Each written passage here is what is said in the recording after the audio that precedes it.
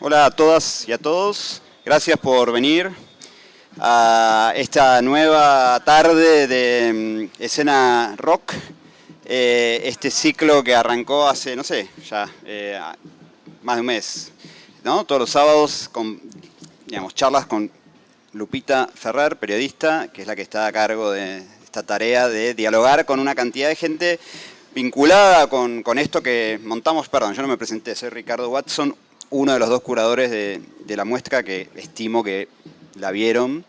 Y bueno, y este ciclo es eso, es charlas con periodistas, fotógrafos, escenógrafos, etcétera, vinculados de alguna manera con esa gran escena del rock. Y hoy tenemos a dos personas que estaban arriba del escenario. Siempre hasta ahora era o escribían o les sacaban fotos o les preparaban escenografías. Ahora tenemos a protagonistas absolutas, Patricia Sosa y Isabel de Sebastián. Así que cada una, bueno, no voy a presentarlas así, es que hizo cada una, quiero creer que lo saben, pero por las dudas, Patricia en la década al frente, ¿no? Una figura bastante, ahora vas a hablar de eso, bastante particular, una mujer al frente de una banda de rock and roll un poco más pesado.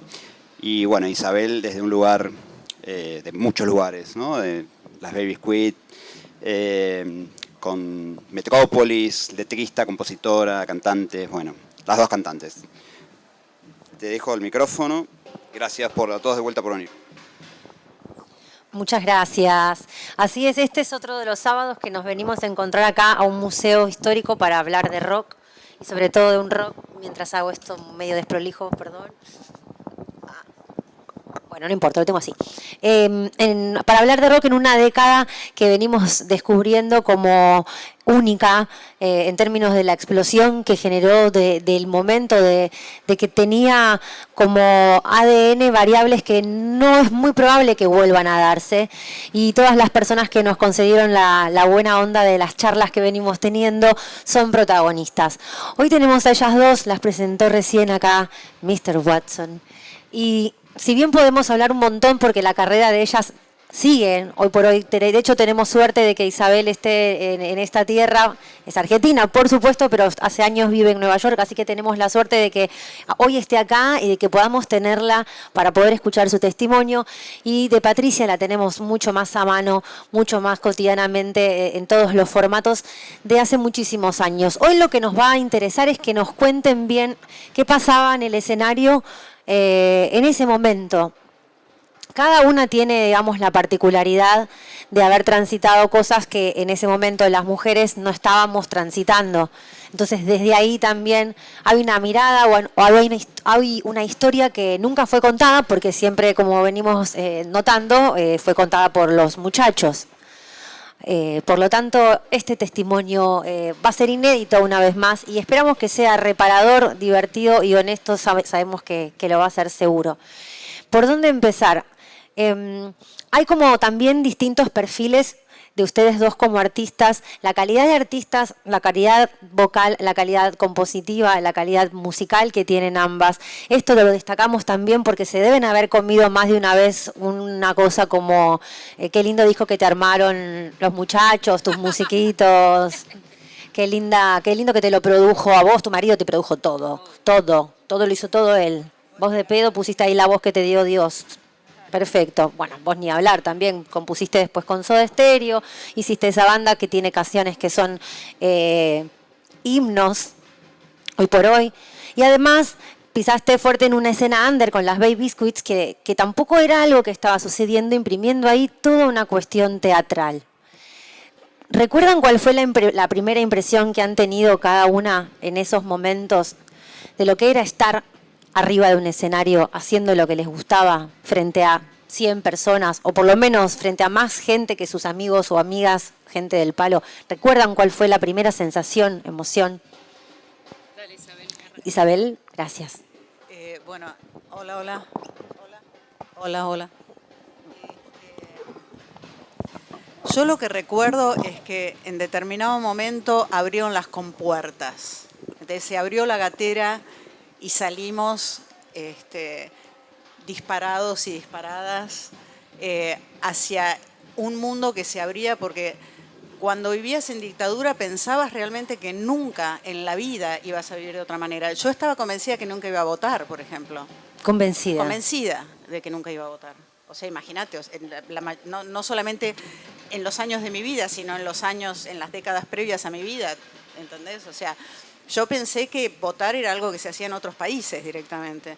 Entonces, viste, cuando empieza a surgir la posibilidad, porque no era que se decía se acaba la dictadura, pero sí estaba en el aire. Así, esas cosas son, ¿viste? O sea, en el aire había algo que se empezó a armar y empezamos a tener menos miedo. Era muy difícil caminar por Buenos Aires cuando los Falcon verdes paraban un poquitito, o sea, venían lento, pero paraban un poquito más lento cuando pasaban a la tuya y se te congelaba la sangre. No porque tuviera algo, o sea, no tenía una militancia, aparte por una cuestión de edad también, pero nada, para mí, pongo énfasis en esto porque no era así como, bueno, ¿cómo fue subirse a un escenario y cómo lo viví? No, fue subirme al escenario de la vida posible. Y en ese sentido, el estallido fue total. Aparte, bueno, éramos muy jóvenes, éramos prácticamente adolescentes, entonces, o sea, el estallido era en todo sentido. Y nada, las ganas de hacerlo. Yo la primera vez que me subí a un escenario fue con los Redonditos de Ricota, que nos invitaban a las Baby Squids. Eso, recordarnos dónde estaban y además qué habían preparado para esa super perfo o happening constante gitano, esa mezcla de cosas que iban pasando. ¿Qué habían preparado ustedes ahí y qué sintieron cuando lo pudieron Bueno, hacer? ellos todavía no se habían mandado a la cosa tan performática de años, ¿viste? O sea, al año siguiente o a los 2 años ya tenías a 20 personas arriba del escenario sacando fuego por la boca y haciendo muchas cosas más circenses y de todo tipo, y Sims recitando. Pero ellos recién salían, eran chiquitos los conciertos, acá en los teatros de San Telmo, por ejemplo, y el escenario era así. Y bueno, cantamos Mujeres Aburridas, un tema que había hecho con Fabi. Mientras planchábamos estábamos vestidas con manteles plavinil, que nos habíamos hecho los vestidos con manteles plavinil, y después cantábamos Cuando calienta el sol, y hacíamos los gestos nada más. Cuando calienta el sol aquí en la playa. Claro. O sea, todo gestualmente. Y era una búsqueda expresiva que no, en ese momento ni siquiera copiábamos. O sea, después sí, en los 80 hubo copia y copiamos cosas lindas y cosas feas como las baterías electrónicas. Bueno, ustedes no cometieron ese horror. Ese error, dije horror, pero... Sirvió el furcio. Sí, creo que nos arrepentimos todos de eso. Pero, bueno, la hice un poco larga, así que paso... ¿Vos qué sentiste? Nosotros veníamos de hacer canciones en inglés, porque era la única manera de poder estar trabajando. Entonces nos metimos bien adolescente a hacer temas, los primeros temas de los 10 primeros puestos del Hit Parade. Entonces nos daban cabida en las discotecas, en todos esos lugares, y podíamos ahorrar una guita, podíamos tener una plata para vivir. Mientras tanto componíamos y cantábamos canciones que las teníamos guardadas adentro y que no las podíamos expresar en ese momento. El momento de dictadura no era momento para salir a hacerse la valiente y salir a gritar lo que uno realmente quería. Igualmente desde la inconsciencia, éramos muy chicos, desde la inconsciencia misma seguíamos escribiendo y ensayando cosas, hasta que un día se pudo. Y cuando se pudo, claro, yo también desde la inconsciencia me empecé a meter en festivales, en lugares donde se podía. Creo que me llamaban porque era como la figurita de color. Lo raro. Lo raro. Como una mujer al frente de una banda de hard rock. De hard rock, muy raro. Y yo esto lo conté muchas veces, pero mi primera experiencia en un recital masivo, que es Buenos Aires Rock 82. Sí, esa es la anécdota más... Es una anécdota tremenda. Creo que se va a estudiar en las escuelas cuando se estudie feminismo. Está pasando, te digo que se comenta, se charla, es una alegría que esté acá frente a vos y poder escucharla de primera mano. Esta Resulta situación. que, bueno, la banda empieza a tocar el tema Colapso Nervioso. Contentísimos, todos ahí arriba, la banda tocando. Bueno, yo cuando venían 4 vueltas del riff tenía que subir y romperla, porque esa era mi visión. Tenía un miedo bárbaro, era todos hombres. ¿Cuánta En el gente había público mirando en el público más o y menos? 20.000 habría, más o menos, personas sí. aproximadamente. Y era Se lo dicen las primero notas. masivo que hacíamos, tocábamos en pubs, en lugares chiquitos, ¿no? Bueno, o invitados de otras bandas. Y yo dije, bueno, acá la rompo, ¿viste? Me lo repetía yo. Todo esto te lo cuento a la distancia. Yo ahora lo puedo ver como una película. En ese momento la panza no me daba más de los ruidos que me Adrenalina hacía. pura, además. Claro, los nervios que tenía. Cuando voy a subir, 2 chabones me agarraron de acá, de las axilas, ¡shuk! En el aire. Vos por unas escaleras Sí, yo intentando por las subir. escaleras. Y me dijeron, nena, las minitas de los músicos abajo. Y me tiraron al público, como una bolsa de papa. ¿Vieron? Y yo caí en el público, que estaba haciendo poco. Claro. Entonces yo iba de aquí para allá, en el público, y la banda no me escuchaba. Y yo hacía, No te veían tampoco. no me veían, imagínate. Hasta que me vio Oscar y le digo, no me dejan subir. ¿Viste? Claro, entonces se sacó la guitarra mientras que la banda seguía tocando. Nunca O sea, les había pasado algo así. Obviamente no en relación a que no, te tiran no al público, pasa pero eso. nunca No, había nunca les había pasado. pasado y fue Perfecto. la primera y última. Es decir, entonces baja y le dice al tipo que estaba ahí, Juan Segura, al tipo que estaba ahí, ¿te acordás de Juan Segura? Mira, si ella no sube no podemos tocar. Bueno, pasa, nena. Esa fue la máxima disculpa, pasa, nena. A partir de ahí comienza un recorrido. Es decir, y aparte, intenté masculinizarme, cosa que mucho no me salía. Estéticamente decís, Sí. o sea, decidiste, claro, tuviste que pensar qué me pongo para Quería plantarme parecer ahí. de la gorda, ¿viste? Digo, bueno, no quiero llamar la atención, voy a parecer de la gorda porque, ¿viste? Te sentías medio sapo de otro pozo. Y no me la pude bancar. No me pude bancar masculinizarme porque Que no. te pusiste un jean así cómodo. Sí, no me pintaba, los pelos como salía de la ducha. Bueno, lo que viniera. Y dije, no me la puedo bancar, no soy esto. Y entonces dije, bueno, voy a hacer lo que soy y que se la banque el que quiera. Y que el que pueda. Y a partir de ahí, bueno, me di cuenta que cuando uno va abriendo caminos es difícil, pero también se hace la luz. Todo desde la inconsciencia. Yo no sabía que era un ambiente machista. Es decir, estoy metida en un ambiente machista. Sin embargo, en la película Buenos Aires Rock 82, que cuando yo hablo tengo voz de ardilla y parezco Dalma Maradona, la cara de Dalma Maradona tengo. Y digo, bueno, acá el público de rock es muy machista. Yo digo, pendeja, ¿qué estás hablando? Porque claro. Y bueno, y después empezó a transitar por un ambiente que también empezaban a conocer algo nuevo. Porque yo llegaba a festivales y decía, bueno, ¿por dónde me puedo cambiar? Claro, eso también repasemos. No, seguramente no había camarines. No, ¿qué camarines? Ni siquiera había otra mina para mirarte ahí y decir, Ni un hermana, espejo había. nada, No, ni un baño para mujeres. ni baño. No. Entonces, ¿dónde me puedo cambiar? No pensé. Bueno, acá. Y acá era una carpa con 100 chabones, con 100 tipos. Yo digo, ¿y cómo? Después aprendí que había que ir cambiada. Aprendí Claro. que había que ir maquillada, había que ir todo, y que ni siquiera entrar a la carpa, porque era todos tipos, ¿viste? Y no había cabida. ¿De qué voy a charlar? ¿Viste? Bueno, igualmente hice buenos compañeros, ¿no? Solitario, se sentía solitario. Hoy, ¿qué palabra le podrías poner a eso? No, por supuesto, no te detuvo, pero fue una realidad. Y de hecho, te lo pregunto porque también en el momento de grabar, van a grabar. ¿Quién está como ingeniero de sonido? ¿Quién es productor? Son todos pibes. No, en mi caso En tu no. caso no fue así, ¿cómo fue? No. En mi caso, la mía fue bastante más fácil porque aparte yo sí tenía voz y voto porque componía las canciones. Y componía las canciones con Oscar. Entonces yo sabía lo que quería y Oscar también. Entonces no, en mi caso no. Sé de muchas chicas que llegaban y estaba todo hecho y tenías que poner la voz. Nada más. En mi caso no. En mi caso, gracias a Dios y por estar bien acompañada, tuve la posibilidad de meter todas las ideas que a mí me interesaban, volcarlas. Discutíamos como bestias, pero al final lo conseguíamos y logramos un sonido propio. Pero sí, fue una década de mucha soledad para mí. Para vos, que estabas, digamos, a diferencia de ella, en ese caso, vos estabas en un grupo, eran varias chicas, varias mujeres juntas, ahí en Cuando trinchera. empezamos éramos mujeres. éramos todas mujeres, y después cuando armé la primera formación de Metrópoli del primer disco estaba Celsa Mel Gowland también.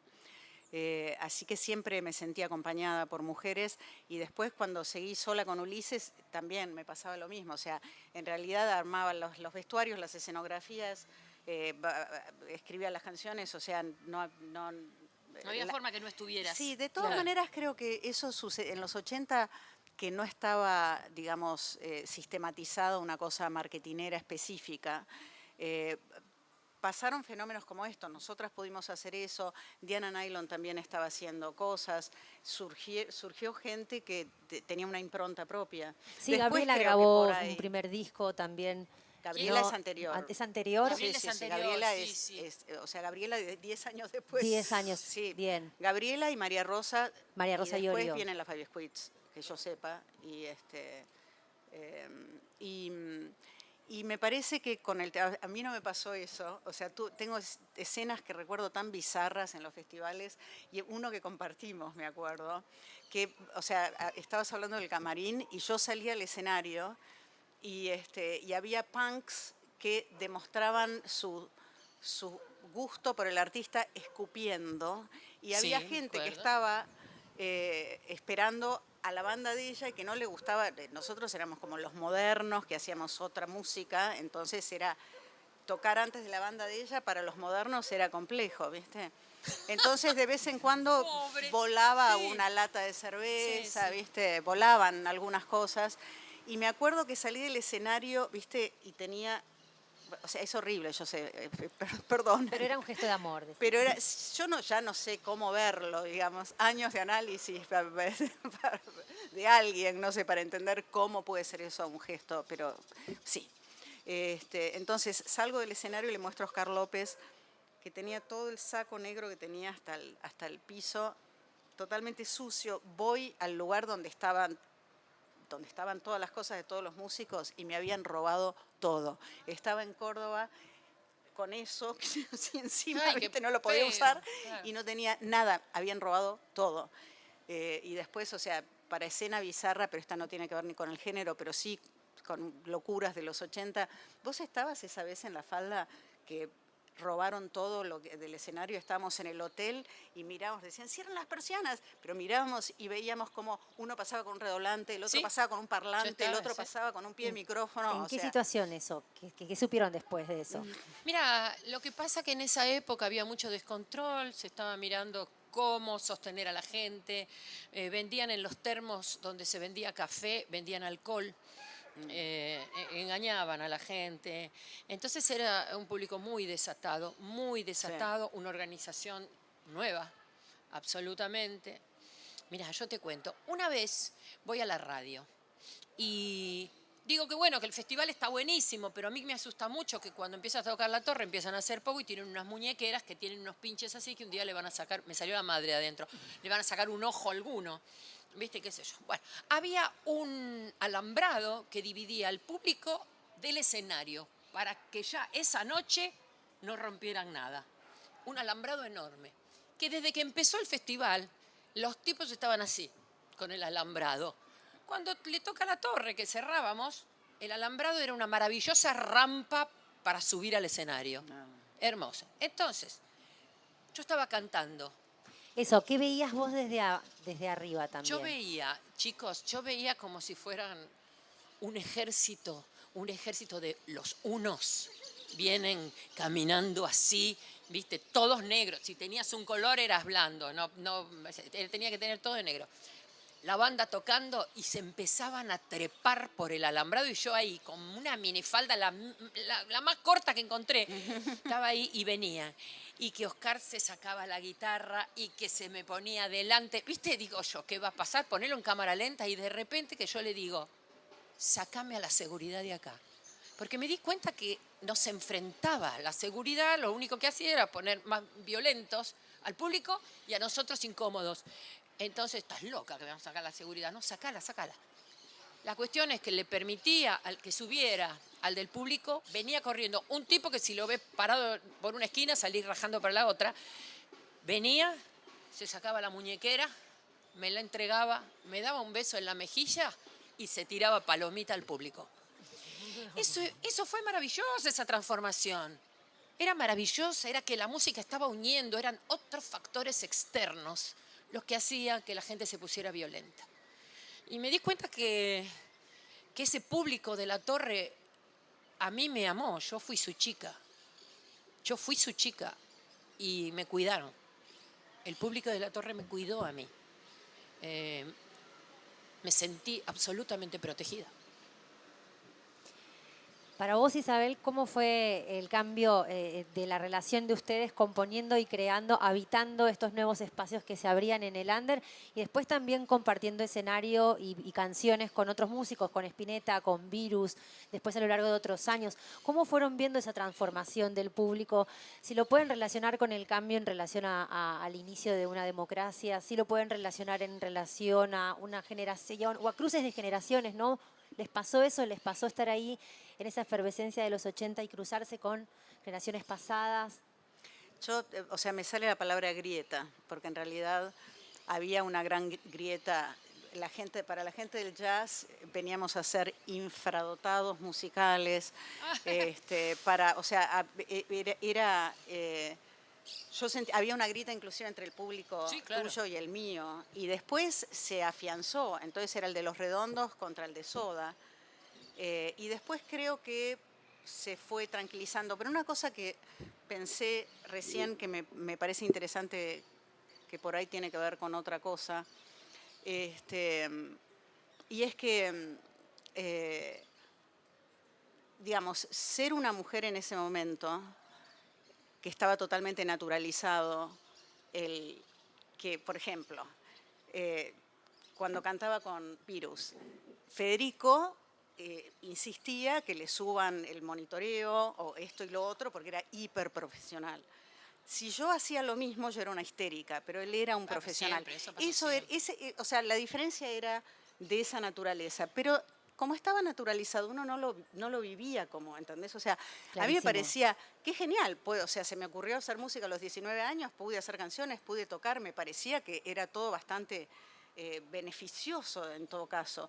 Y después me di cuenta, y esto era lo que te quería decir, que en los 80 hubo más presencia femenina en los festivales que en los años posteriores y después... Que ahora. Bueno, Sí, ahora no, pero gracias a que nosotras dos también tenemos que ver con la ley de cupo, Sí, la claro, empujamos, pero que por suerte ahora ni siquiera, a mí calculo que a vos te pasó lo mismo, decir ley de cupo, qué incómodo, ¿no? Que qué es antigüedad. difícil tener que poner un corset de cuánta gente llamas de un género o de otro. Pero en realidad se hizo, lo que sirvió es para poner el tema sobre la mesa y ahora ya ni siquiera hay que, digamos, nadie va a ir a ver cuántas mujeres hay porque ya hay el 30% que... Pero hace 8 años, cuando empezamos a denunciar esta situación, no por uno, porque uno ya, viste, no es que, digamos, muera de la vida por los festivales, pero las chicas jóvenes son las que están empezando su carrera, son las que necesitan estar en festivales. En los festivales hay una cantidad de músicos que se llama de relleno, desafortunadamente, pero son los que están empezando. Entonces a esos, digamos, esos son los que tienen esa exposición necesaria del festival. Y no había ninguna mujer, o sea, era increíble. Entonces ahí es donde surge el tema de... En Cosquín Rock hace un par de años se terminó siendo como el detonador que se cuestionaba y hubo... Digo esto en relación a subrayar por qué necesitamos una ley de cupo, también para romper este sentido común de no hay tantas chicas tan buenas para tocar. Bueno, eso lo dijo Palazzo, no, ponele nombre, sí. ponele nombre. Eso lo dijo Palazzo, la organización de Cosquín Rock, que dijo, no, yo no pongo más mujeres porque no hay suficiente talento. Y ahí todos nos tiramos a la yugular de Palazzo, quedó sin yugular. Y sí, bueno, porque ¿qué pasó? Sí. ¿Viste? ¿Cómo es esto? Que o le dan el lugar porque es mujer. No, pero que te digan por ahí, no convocan tanto como los hombres, puede ser, es una realidad. Algunas no convocan tanto como algunos hombres. Pero lo que hablamos en esa oportunidad en el Senado fue, el talento de cada uno viene en forma de semilla. Cada uno nace con una semilla determinada, una para pasear perros, otra para criar hijos, otros para cocinar y otros para hacer música. Pero si no tenemos un jardín, una tierra para plantar esa semilla se muere, se olvida, se pierde. Lo que le pedimos es el 30% del terreno para plantar nuestras semillas y que ahí florezca el que pueda. Sí. No, y aparte, lo bueno es que, como te digo, no es que ahora tiene que ir un policía a ver si hay suficiente. Simplemente, solo de poner el tema sobre la mesa.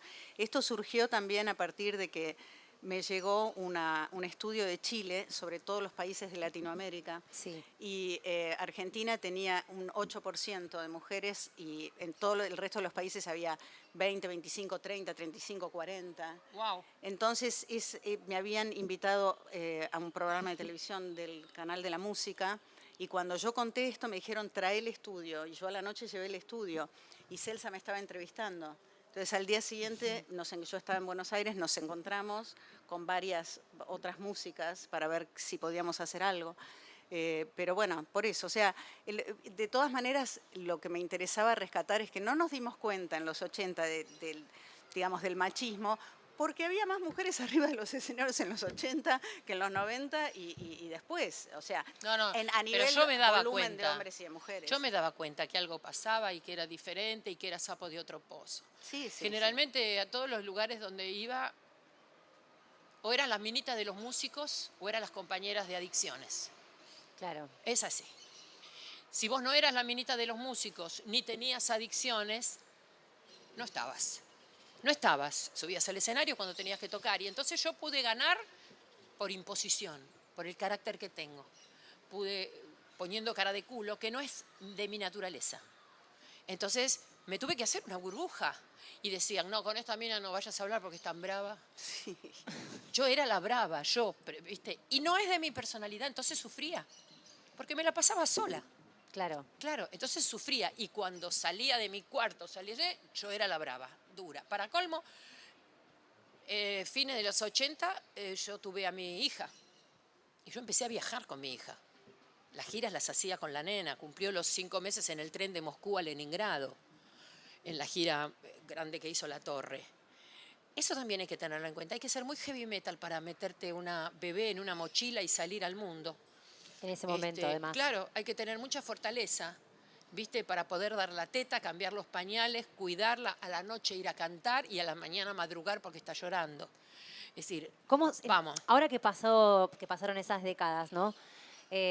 ¿Cómo sentís que funcionó para generar ese cimbronazo ahí? O sea, ¿cómo sacudías, si podés verlo desde hoy para atrás, la escena?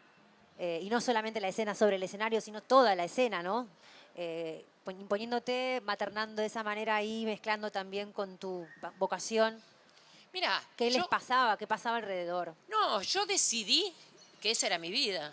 Yo estaba acompañada por Oscar y yo decidí que esa era mi vida y que eso lo iba a hacer y que me iba a tener que aguantar el que quiera y el que no, que mire para el otro lado.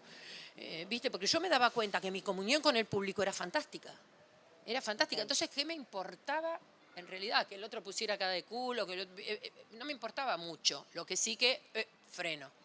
¿Y el freno cuál era? Cara de culo. ¿Viste? Y yo soy todo lo contrario. Yo soy todo lo contrario, chicos. Cuando yo me fui de La Torre en los 90, recuperé mucha alegría. Recuperé mucha alegría porque no tenía que lidiar con nadie. Con nadie. ¿Viste? Hacía lo que quería. En los micros de gira estábamos totalmente cómodos, ¿viste? No teníamos que ir a buscar a músicos que se habían quedado pegados en algún pueblo. Perdón, habidas y por haber. ¿Qué dijo? No importa. Sí. Ah, no es para mí. Por eso los pueblos originarios tienen toda la razón más que todos los que gobernaron en 200 años de historia en este país. Y sí, Ayer fue el Día de la Tierra, hay una marcha también por eso. Tiene razón. Así. ¿Tienes razón? Tenés Reclamos. razón, claro que sí. A mí no me lo puede decir porque yo me metí 10 años adentro del impenetrable chaqueño y lo que es laburar es eso. Y me doy cuenta que un montón de músicos queridos, amigos míos que yo adoré, algunos no han terminado bien por no poder frenar a tiempo, por no poder ponerle el pie en el freno y darle el valor.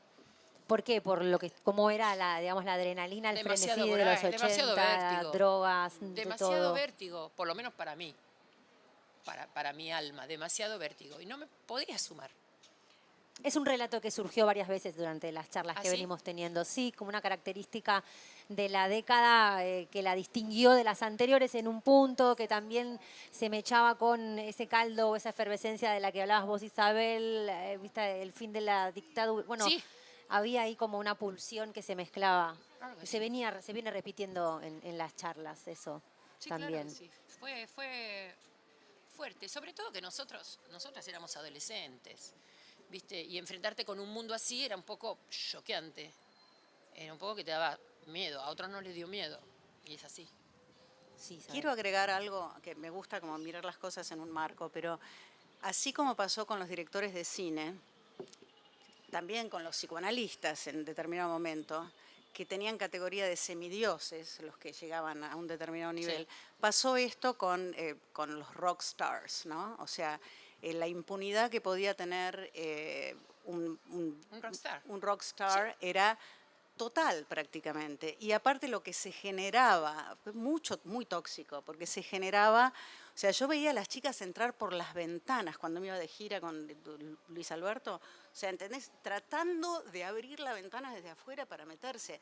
Entonces, digo, se generaba algo muy fuerte y sumamente tóxico, que después también lo vimos porque estos festivales con un sonido horrible, digamos, la impunidad era total, ¿entendés? Tenías que atravesar un lodazal de 7 cuadras en el barro para llegar a ver a tu ídolo lejos y se escucha como el orto. O sea, realmente creo que fuimos todos víctimas de una especie de locura que sucedió en el siglo XX y cada siglo debe tener la suya, pero, o sea, sabemos que hay directores de cine que hicieron cosas que en este momento estarían en cana para el resto de su vida. Totalmente. Y creo que también parte del enloquecimiento que hubo con las drogas es porque es muy enloquecedor eso, que te llegue de repente, ¿entendés? Toda esa energía, o sea, no estoy justificando, porque no me parece que haya que justificarlo, me parece que cada uno puede hacer lo que quiera con su vida, pero creo que era todo como parte de una especie, un guiso muy complejo sociológico, donde... Y salíamos de estar atados y tener Sí. un bozal. No podíamos ni hablar, nada, y tenía que poner cara de lindo y de bueno. ¿Sabés las veces que los fui a buscar a Oscar a la comisaría? Las veces que los fui a sacar con el sándwich de milanesa. Es decir, porque solo el hecho de portación de cara o portación de guitarra. Claro, estaba parado en la puerta de mi casa, los dos salíamos a comer con mi papá, y él parado en la puerta de mi casa, el patrullero venía, ya lo tenían de punto, adentro del patrullero a la comisaría, ahí a llevarle sándwiches, ¿viste? O la frazada, o lo que fuera, todos los días era eso. Entonces, claro que sí, era una manera de rebelarse ante todo eso. Sí. En relación a lo tóxico que vos mencionabas también y a también los casos que empiezan a salir ahora de abusos, ¿no? De comentarios, también pasó mucho en el universo del rock. Podemos decir que, por ejemplo, lo de Thelma Fardín puso luz en el espacio del teatro, pero después empezó a replicar en otros espacios, ¿no? Como obviamente va a pasar y va a seguir pasando en todos porque hay una revisión que ya no se puede, por suerte, detener. En ese sentido, y relacionándolo mucho con la violencia y con cómo uno sale de esa década, porque si hablamos de los abusos, no están relacionados a un deseo sexual. Un abuso, No. una violación no es un deseo sexual, es una imposición de poder sobre Imposición de otro poder, cuerpo. claro. Por lo tanto, hay mucha responsabilidad social de cómo construimos violadores, ¿no? Como sociedad y demás.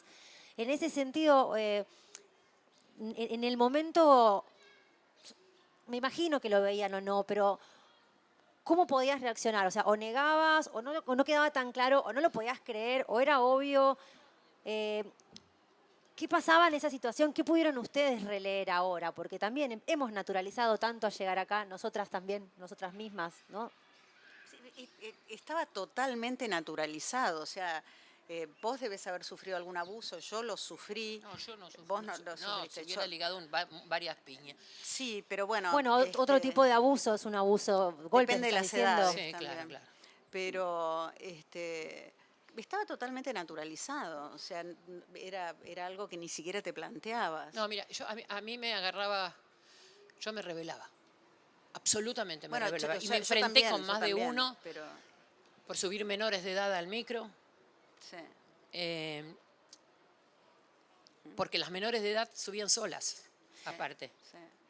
Subían solas, chicos. Era Era un descontrol Total. Claro, ¿no? total. Una vez voy a tocar a Jesse James en San Justo y voy a la tarde a probar sonido. Y había un cartel, fui al baño y había un cartel, la señora estaba limpiando, que decía, prohibido salir sin pollera. Y dije, ¿qué? Prohibido salir sin pollera, chicos. Claro, me decía, es que acá a la noche hay un descontrol. Y era así, era eso. Era un descontrol tremendo. Y yo a veces me iba a subir a un micro y esperaba, porque estaban teniendo sexo adentro del micro un montón.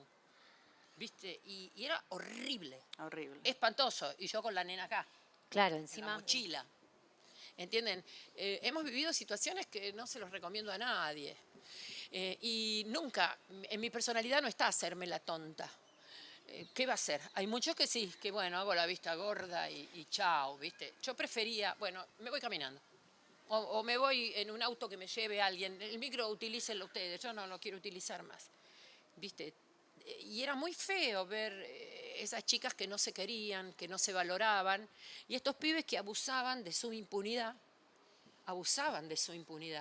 porque estaba todo permitido, estaba todo bien. Y si vos le Totalmente, de ponías su poder, cara, es era una yo la dura. relación, claro, es una relación de poder lo que Claro. estamos ahí viendo y además por supuesto que es de jerarquías y como es tan cultural, ojalá dependiera de justamente el carácter, ¿no? De cada una. En ese caso yo me identifico con vos, pero la verdad es que en los porcentajes de abusos, 7 de cada 10 chicas, 8 de cada 10 chicas han sufrido históricamente algún abuso. Y en este sentido... Pero en ese momento no lo sentían las Claro. chicas como un abuso, era una cucarda, era un premio, una escarapela a ver quién se habían volteado. Sí. ¿Entendés? No lo sentían, y eran nenas de 14, de 15, nenas y nenes. ¿Viste? Entonces, para mí era demasiado. O porque yo ya había cruzado una etapa y ya era madre, pero mi cabeza no me daba, chicos, no me daba. Entonces siempre fui la cara de culo. ¿Viste? Mientras tanto, me iba convirtiendo en como una rompehielos que iba abriendo camino por otro lado. ¿Y para vos, cuál es la lectura que le puedes sumar? Por supuesto, es Sigue cultural siendo, y no... sigue siendo social. O sea, Sí. me pregunto ahora quiénes son los que tienen impunidad. ¿Entendés? Porque ahora por ahí el rockstar no tiene tanta, porque digamos, todo ese sistema se desmanteló de alguna manera, porque aparte el deseo, o sea, primero, acordate, en los años 50 la gente quería tener el combinado y después Sí. era el Winco y después era el Walkman y después era, ¿entendés? Yo vivo allá hace muchos años y la gente era como los conciertos, ¿dónde están los conciertos? ¿Dónde está Tower Records? ¿Viste? Y ahora me preguntan, suponete, o sea, son preguntas muy distintas, ¿cuál es el restaurante? Que no sé qué. O sea, pasó, me parece que lo sexy que era la música en ese momento, especialmente el rock para la juventud, no sé si es exactamente lo mismo ahora, me parece que se ha bajado, pero ¿en dónde pasa? ¿Pasa con los deportistas por ahí? ¿Entendés? ¿O con quién pasa? O sea, Ay, mira, a mí me ¿cómo contaba- hacemos esto de las jerarquías? ¿Cómo se desarma eso de la impunidad que automáticamente da la jerarquía, ¿no? Sí, a mí me contaba un señor de seguridad que hacía seguridad, Miguel Sena, ¿lo conoces? Que hacía seguridad a todas las bandas de rock, de Green Bank y qué sé yo, que era mucho más difícil hacerle seguridad a Luis Miguel que a Motorhead. Porque con Motorhead tenés unos chabones que se te tiran encima, como mucho empujás, pero con Luis Miguel son chiquitas que se te tiran encima y te arañan, y cuando vos ya las tenés, se te desmayan en los brazos. Y se te ponen blandas, no sabes para dónde meterlas. Era muy difícil eso.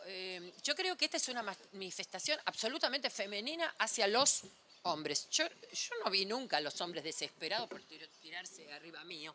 ¿Vos lo viste? No, al contrario, No. los vi bastante intimidados. Sí, por eso, yo no los vi jamás.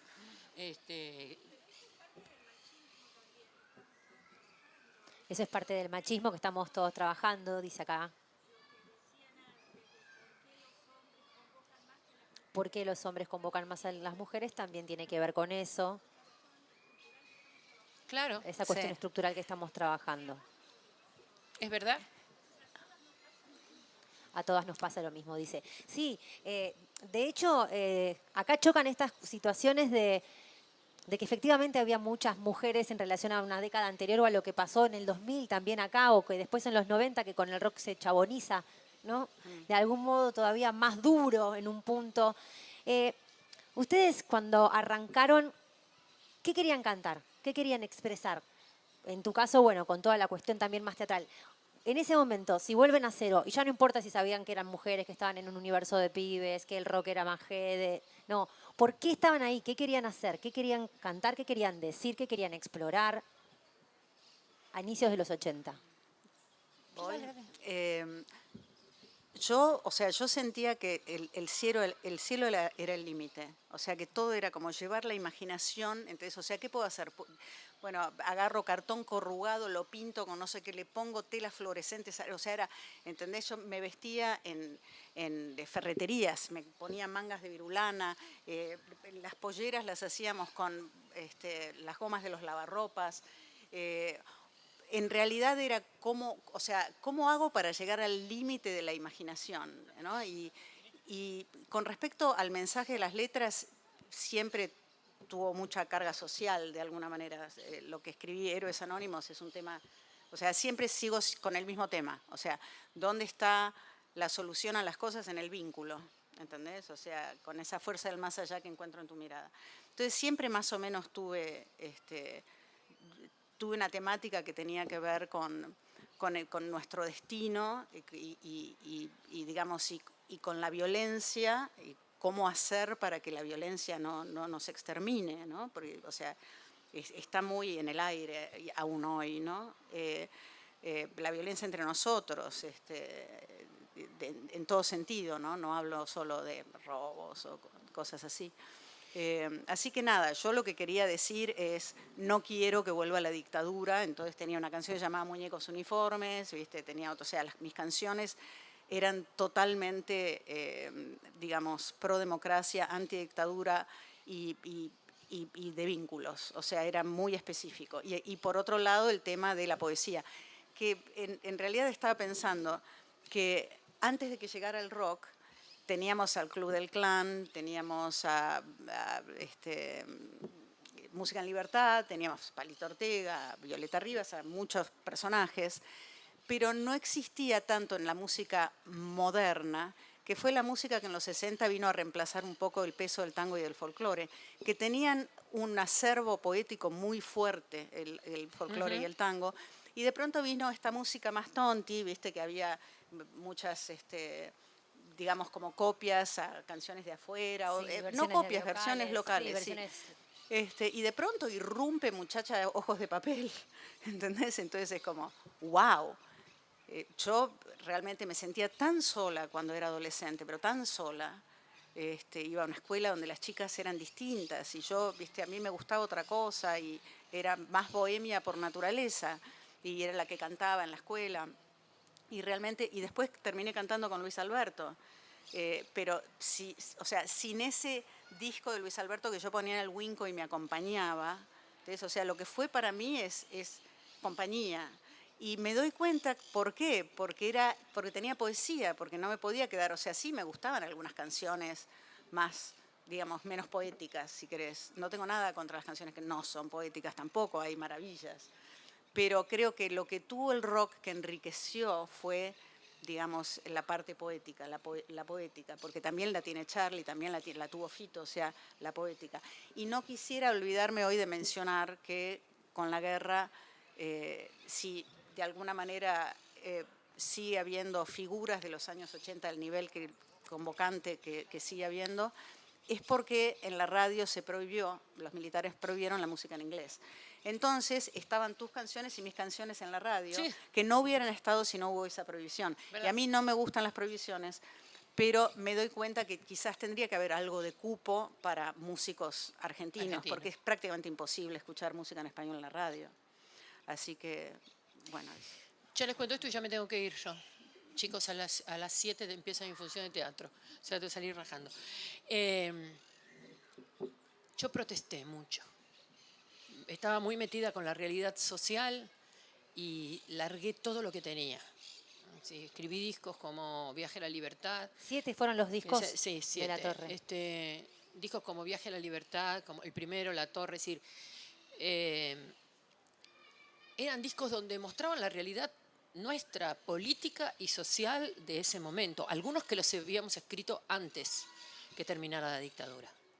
Antes, y que los teníamos guardados y fue la oportunidad para sacarlos. Pero, viste, un montón de canciones de estas y me sentía batallando desde mi lugar. Me sentía desde mi lugar que el cantar era un arma poderosa.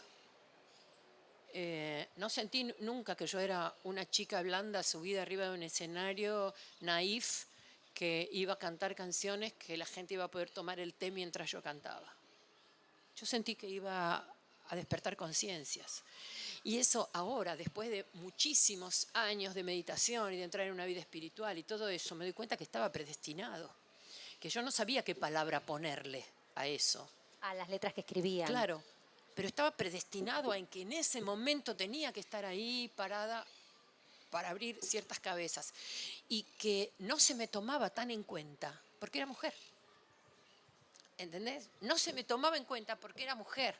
Y mis poesías, lo que decían en ese momento, léanlas, chicos, estaban buenísimas. Y yo las pongo ahora leyéndolas y están a un nivel importante. Sin embargo, no fueron tomadas tan en cuenta porque yo era mujer. Siempre sentí que me tiraban a un costado porque yo era mujer. Siempre lo sentí. Es más, ahora ya estoy vieja, ¿viste? Sigue existiendo. Sigue existiendo, está arraigado, está puesto, está en el ADN. ¿Viste? Entonces ya cambia la cosa. No voy a combatir. Te voy a decir, pero pobre, con todo lo que pasó no entendieron nada. Es decir, ahora mi visión es esa. Si querés te explico. Sentémonos y te cuento, porque siempre hay que poner el doble de lo que el otro no tiene. Como mujer siempre tenés que ser genial para haber hecho algo importante. Se te cuestiona todo lo que sabes, todo lo que no sabes. ¿Qué más? ¿Se te baja el precio? ¿O es para mujeres? Viste que no hay literatura de hombres, pero hay literatura para mujeres. Sí, claro. ¿Viste? Fútbol femenino, como, ¿viste? Para mujeres. No, y si siempre el buen cuerpo, la belleza, todo eso juega en contra. Absolutamente en contra.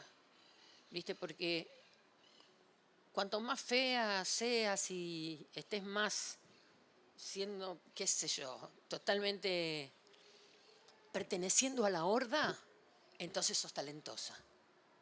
Si no, no. Si ven Como a una que la chica, belleza eclipsa tu talento. si ven o a la una femineidad. chica divina, con un pelo divino y un cuerpo espectacular, esta trola, que, ¿viste? No es talentosa. Por algo se habrá ganado el puesto. ¿Viste? Entonces, atención con eso, porque las mujeres también juzgamos, ¿eh? Atención. Vos sabés que ahora estuve cantando en Egipto y fui a hacer una acción espiritual también. Y me mostraron la parte negativa de alguno de los chakras. Y yo mira. pensé que no había partes negativas. Este chakra, por ejemplo, que es el que maneja la clarividencia, la intuición, tiene una parte negativa que se usa mucho, que es juzgar a los demás. Entonces, nosotros somos una sociedad muy entrenada para juzgar por las apariencias. Muy entrenada. Cuando eso salga de este tercer ojo, cuando salga, digan, no tenés que salir, vení, te tengo que guardar, tengo que dejar que mi intuición se maneje de una manera clara, sin que venga ninguna oscuridad a pararla. Entonces, a partir de ahí, empezar a ver al prójimo como un prójimo, que no importa si tiene la pollera corta, la pollera larga, si es tetona o no es tetona, ¿viste? Basta, se terminó. Eso no existe más, no puede existir más. Y es responsabilidad de hombres y mujeres. No es responsabilidad de mujeres nada más. Es de hombres y mujeres, que yo entiendo que es muy difícil de construirse. Es muy difícil aprender nuevos cánones, es muy difícil aprender nuevos lenguajes y cómo me manejo. Bueno, ya va a ir pasando. Ya va a ir pasando porque no lo tenemos tan claro. Hay muchas chicas que están muy a la defensiva y eso te hace sufrir. Y muchos hombres que no saben dónde meterse y eso hace sufrir. Pero siempre que empiezan a surgir nuevas cosas hay extremos. Y esos extremos se van a empezar a limpiar, se van a empezar a limar hasta que aprendamos a ser uno para todos y todos para uno. Yo me tengo que ir, chicos. Un Muchas gusto verte, mi gracias. vida. Va. Me tengo que ir, los te veo la próxima, aplaudimos pero igual. me quedaría hasta a la noche. Mirá. No hay problema, junta todo, te agradecemos que en medio del teatro... Sí, tengo función ahora. Me van a matar. Nosotros igual vamos a cerrar. Isabel, vos querés cerrar con Chao, lo que chicos. quieras, con lo que te guste, con lo que quieras aportar, además de todo lo que sumaste.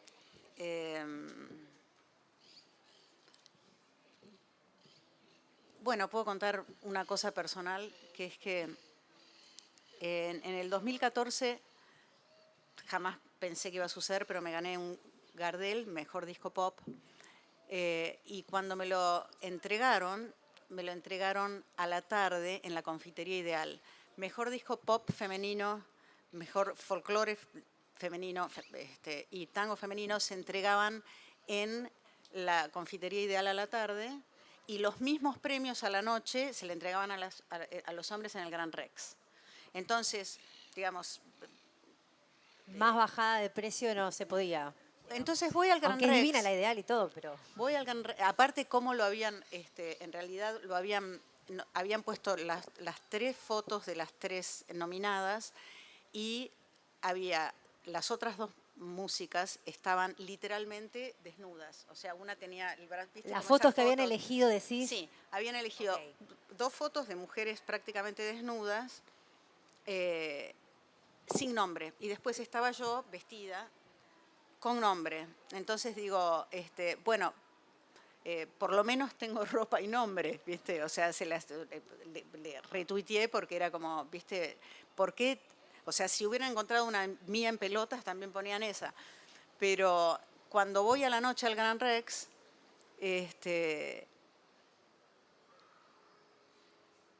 habían pasado 2 horas y 15 minutos y no se había subido una mujer al escenario.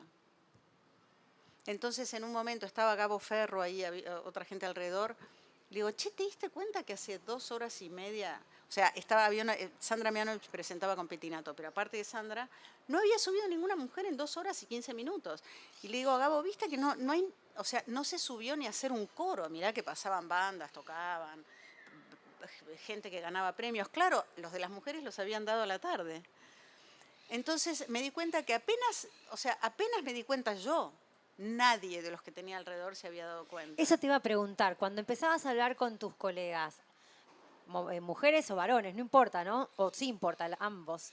¿Se nota, no se notaba? Acá me estás contando algo de 2014, además. Por eso algo te se digo que supone fue es cercano. anteayer, o sea, los cambios que se generaron son de los últimos 2 o 3 años en realidad al respecto de esto. No es que vienen, o sea, así que es genial, lo que está pasando es genial, yo me alegro tanto, hay tanto talento, porque éramos muy pocas las que cantábamos cuando yo era chica, pero ahora hay cantantes increíbles, y hay artistas, hay compositoras, y hay muchas. Sonidistas, técnicas. Hay una red de Exacto. sonido de mujeres lesbianas, travestis y trans que están trabajando con muchísimo talento para pasarse trabajo, porque claro, nadie sabe que están laburándose, nunca nadie les da trabajo. Y esto también es lo que contaban algunas músicas como Barbie Recanati, que tiene menos de 40 y terminó armando Goza Records, un sello junto a Futurock, porque justamente llegabas con una guitita para ir a grabar y te grababa un pibe y te grababa, bueno, listo, grabada, ¿viste? O querías poner una fecha para tocar en un bar y el que te atendía del bar es un pibe, como que no había un circuito donde no solamente no hubiera mujeres, sino no hubiera un lugar amable para que pudieran habitar. ¿De qué se pierde el mundo con una mirada tan restrictiva como solo la masculina? Para no decir de qué se pierde el mundo si no habla una mujer, porque no, no era por ahí, pero Es como un cielo sin estrellas. así. Así que bueno, no sé si alguien quiere preguntar algo. Si alguien No. quiere preguntar algo, tenemos unos últimos minutos justamente porque han venido. Sí, decía alto y te levanto yo desde acá. Hola.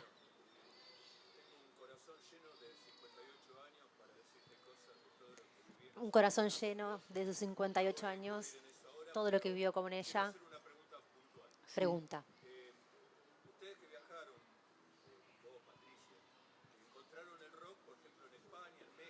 Encontraron el rock en el México, España, Estados Unidos, ustedes que han podido ir, y paren de contar. Entonces, quisieron llevar nuestro rock a otros lugares Sí. del mundo donde notaban que no había.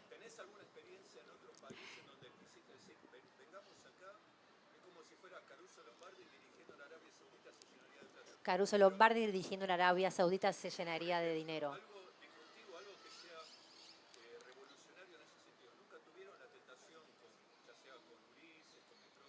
Con Ulises, con Metrópolis. Mira, es interesante porque todos, o sea, venga Charlie o aunque hubiera venido Spinetta, el fenómeno en Estados Unidos es que solo van argentinos a ver bandas argentinas. No hay crossover, ¿viste? No, nunca el rock, o sea, lo logró Shakira, suponete, el crossover, pero no existe el crossover. Sí existe con España, ¿viste? Calamaro, que toca allá y acá y qué sé yo, pero igual, ¿viste? También la mayoría de los músicos van a España. Y el rock es universal, pero digo, ¿cómo nos sentimos nosotros cuando, por ejemplo, vemos o sea, tendríamos un cierto nivel de prejuicio si por ahí venimos a ver una banda de japoneses que toca tango? ¿Entendés? O sea, hay algo en el que el orgullo de cada país de tener lo propio, y son las raíces, ¿entendés? A mí me encanta el folclore y canto folclore, pero, ¿entendés? Le tengo un respeto, de alguna manera, enorme. En ese caso el rock es más complejo, ¿entendés? O sea, cuando Mercedes Sosa iba, presentaba algo original argentino, cuando Chango Espasiuk va, ¿entendés? Muestran algo argentino. El rock no lo logra porque el rock es el folclore de otros países, que lo tienen tan desarrollado desde hace tantos años y para tantos lados, que es como, ¿qué les vas a ir a contar? Como te digo, si vienen muchas bandas del exterior acá a tocar tango, no sé si lograrían, ¿entendés? El impacto que lograría, digamos, qué sé yo, María Graña. Sí.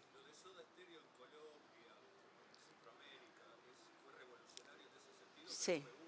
Soda Stereo y Soda Stereo, Bueno, Virus en sí, en Centroamérica. realidad yo te diría que Soda fue una banda que, sobre todo en lugares como Chile, por ejemplo, muchísimo impacto. Y creo que sí, que sucedió. Creo que el rock argentino tenía muchísima más presencia porque fue como el primero. Inclusive la primera banda de rock de España es Tequila, que justo está acá, Con Ariel Roth. y Alejo Stivel, que está en este momento en Buenos Aires.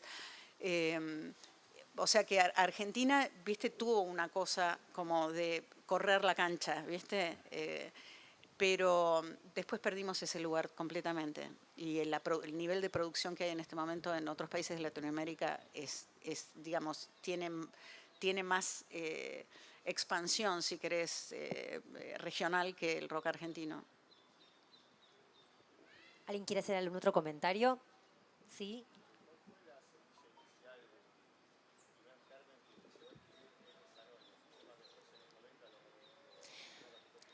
¿Cuál fue el germen por el cual, o sea, por qué motivo la semilla, preguntaba él, que te hizo escribir Héroes Anónimos, que después, bueno, tuvo covers, como por ejemplo el de Catupecu, que sigue sonando? Es siempre el destino argentino, ¿viste? Porque es como dice, me bombardean otra vez, vuelvo a construir mi casa. O sea, no pasó el tiempo, evidentemente. O estamos atrapados en la misma red y ahora estamos atrapados en las mismas redes, ¿no? Siempre es eso, siempre es cómo cambiamos, cómo hacemos para cambiar el destino, cómo hacemos para encontrar una metáfora, algo, una articulación de algo que permita, ¿viste? Sublimar algo, ¿viste? O sea, tenés bronca y podés ir y pegarle a alguien o podés, ¿viste? Ir y construir algo con la energía que te provoca eso, ¿no? Entonces, nada, creo que es esa búsqueda de respuesta al drama del hombre y la mujer, o sea, del ser humano, sí, del ser humano, y también en particular los argentinos.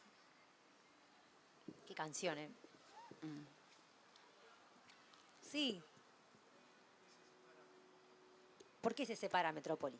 Metrópolis se separa porque en realidad ya para esa altura éramos Ulises y yo, y esto nunca lo conté. De alguna manera yo tenía otra pareja que era Mariano López, con él produjimos el segundo disco, grabamos los 2 discos con él. Ulises se enamora mucho de María Gabriela, Y yo en ese momento yo había viajado y cuando vuelvo, él de alguna manera quizás lo vivía como que él había estado enamorado de mí y era algo que no se había realizado de alguna manera y creo que fue eso. ¿Cómo? Más fuerte, más fuerte. Volvimos, encuentro en el volvimos, sí, 2000. sí, sí. Sí, hubo momentos, o sea, siempre nos seguimos viendo cuando yo venía. Hubo un momento en que le dije, Uli, cumplo 50 años y quiero... O sea, yo estaba cantando en ese momento con Bob Telson, padre de mis hijos, pero dije, quiero festejar el día de mi cumpleaños, viste, cantando rock arriba de un escenario. Armamos Metrópoli y por eso y me dijo que sí. Y él estaba bien en ese momento y lo pudimos hacer. Así que fue una alegría. En algún momento, porque está Ulisito, que es el hijo de Ulises, que es un gran músico, un gran cantante, en algún momento vamos a hacer un homenaje a Metrópoli con el hijo de Ulises también. Atentos, atentas entonces a eso. ¿Alguien más quiere sumarse? Tranqui. Bueno, yo te podría mandar 1000 millones de preguntas más, seguro que ustedes también. Y hay también un clima que queda en el aire emocional, feliz, efervescente también, ¿no? Revelador, no sé cómo se sienten. Voy tratando de ponerle palabras mientras miro las expresiones que tenemos todos acá a cielo abierto. Les agradecemos. Es realmente un lujazo, un gustazo poder hablar con vos. Tampoco parece que las notas periodísticas están apuntadas a las mujeres. Tampoco generalmente se generan estas posibilidades de entrevistarte, de hacerte preguntas. Desde mi posición acá, trabajadora en esta charla, y también de las personas que se tomaron la voluntad y las ganas de venir acá a verte. Así que muchísimas, muchísimas gracias por habernos dado este tiempo acá en tu viaje corto por Buenos Aires, porque le pongas nombre, apellido, cuerpo y voz a una escena de los 80 que les debe mucho y que también colabores para esta reparación de dejar de invisibilizar toda una parte que sucedió y que si no quedaba entre ustedes, ahí, ¿no? O entre los pocos que pudieron ver o participar. Yo le quiero agradecer a la gente del museo porque esto se trata de la recuperación de una memoria. Entonces, o sea, una memoria que puede haber cosas que te gusten y que no te gusten. Sobre los 80 tuvieron sus lados oscuros y complejos también. Pero me parece que recordarlo es hacer que exista algo para que, digamos, para que no muera la memoria. Así que me parece que realmente muchas gracias a la gente que armó esto, muchas gracias a los que armaron esta charla y a ustedes por venir.